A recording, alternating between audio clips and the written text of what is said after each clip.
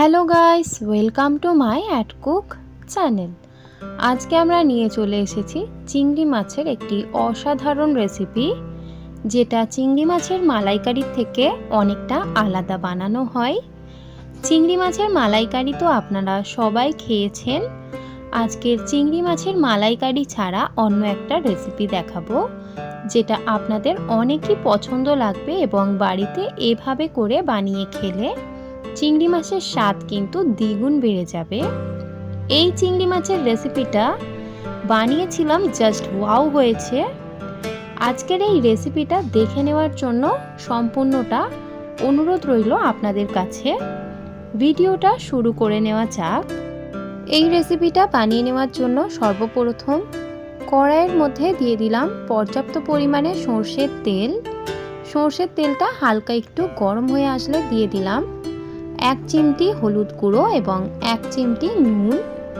এই দুটো মশলা দিয়ে সর্ষের তেলের মধ্যে একটু নাড়াচাড়া করে হলুদের যখন একটা সুগন্ধ বেরিয়ে আসবে, সেই পর্যায়ে আমি এখানে দিয়ে দিচ্ছি বেছে নেওয়া ছোট সাইজের চিংড়ি মাছ।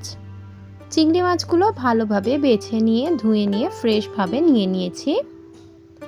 সম্পূর্ণ চিংড়ি মাছটা এবার আমরা 50% ভেজে নেব, যাতে চিংড়ি মাছের একটা যে কাঁচা দুর্গন্ধ হয় সেই গন্ধটা যাতে চলে যায়, তার জন্য এখানে আমরা এটাকে ভালোভাবে ফ্রাই করে নেব।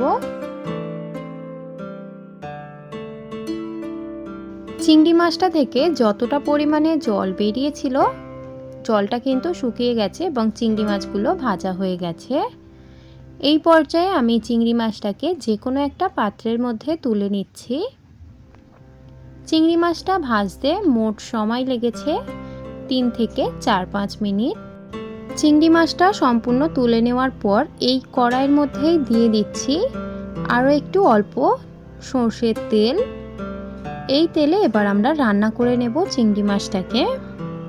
তেলটা গরম হয়ে আসলে এখানে আমি দিয়ে দিচ্ছি একটা ছোট সাইজের টমেটো এবং একটা বড় সাইজের পেঁয়াজের পেস্ট। পেঁয়াজ এবং টমেটোর পেস্টটা আমি একসঙ্গেই করেছি। আপনারা চাইলে পেঁয়াজটা আগে এবং টমেটোটা পরবর্তীকালেও দিয়ে ভাজা ভাজা করে নিতে পারেন। এখানে আমি পেঁয়াজ এবং টমেটোর পেস্টটা দিয়ে দিচ্ছি তেলের উপর। এবার ভালোভাবে নাড়াচাড়া করে পেঁয়াজের যে কাঁচা গন্ধটা হয় সেই কাঁচা গন্ধটাকে ভেজে নেব। 2 থেকে 3 মিনিট পেঁয়াজটাকে ভাজা ভাজা করে নেওয়ার পর দিয়ে দিচ্ছি এখানে 1 চা চামচ হলুদ গুঁড়ো, দিয়ে দিচ্ছি ঝাল লঙ্কার গুঁড়ো 1 চা চামচ পরিমাণে, জিরে গুঁড়ো দিয়ে দিচ্ছি এখানে 1 চা চামচ পরিমাণে, স্বাদ পরিমাণে নুন দিয়ে দেব। চিংড়ি মাছটা ভেজে নেওয়ার সময় নুন দিয়েছিলাম, সেটাকে মাথায় রেখে দিয়ে দিচ্ছি 2 চা চামচ আদা এবং রসুনের পেস্ট।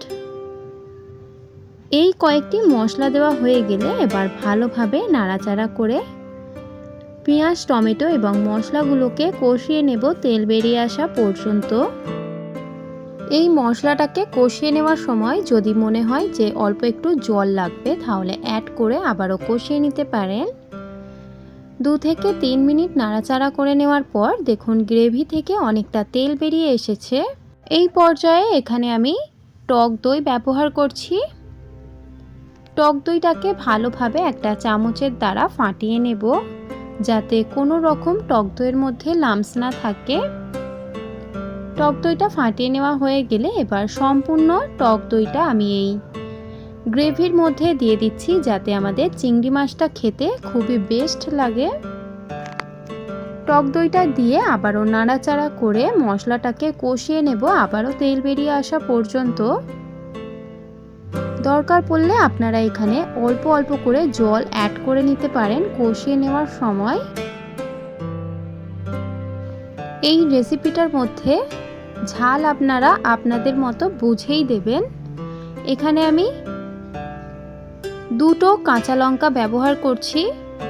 কাঁচা লঙ্কাগুলো চিড়ে আমি দিয়ে দিলাম। এবার ভালোভাবে নাড়াচাড়া করে মশলাটাকে কষিয়ে নেব।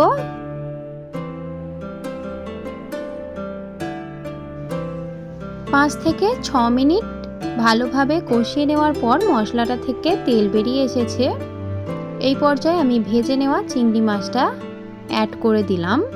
এবার ভালোভাবে নাড়াচাড়া করে আবারও চিংড়ি মাছটাকে কষিয়ে নেব, যতক্ষণ না পর্যন্ত চিংড়ি মাছের মধ্যে একটা ভালো টেক্সচার চলে আসছে।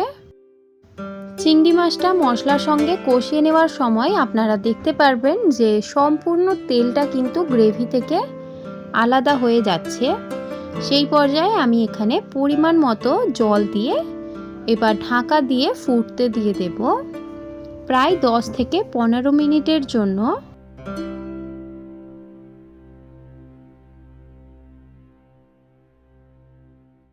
দশ থেকে 15 মিনিট পর ঢাকা খুললাম। দেখুন গ্রেভি থেকে সম্পূর্ণ তেলটা ছেড়ে দিয়েছে এবং গ্রেভিটাও শুকনো হয়ে এসেছে, যতটা পর্যায়ে আমাদের গ্রেভিটা দরকার।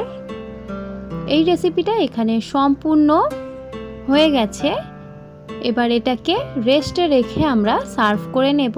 আপনারা দেখে বুঝতেই পারছেন যে চিংড়ি মাছটা কতটা সুস্বাদু হয়েছে।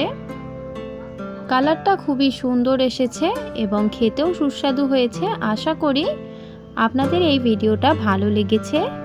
যদি আপনাদের এই ভিডিওটা ভালো লেগে থাকে তাহলে অবশ্যই লাইক, শেয়ার অ্যান্ড সাবস্ক্রাইব করে দেবেন। যদি আমার চ্যানেলে আপনি নতুন হয়ে থাকেন অবশ্যই চ্যানেলটিকে সাবস্ক্রাইব করে আমার পাশে থাকবেন। দেখা হবে নেক্সট ভিডিওতে। আজকের এই ভিডিওটা দেখার জন্য অনেক অনেক ধন্যবাদ।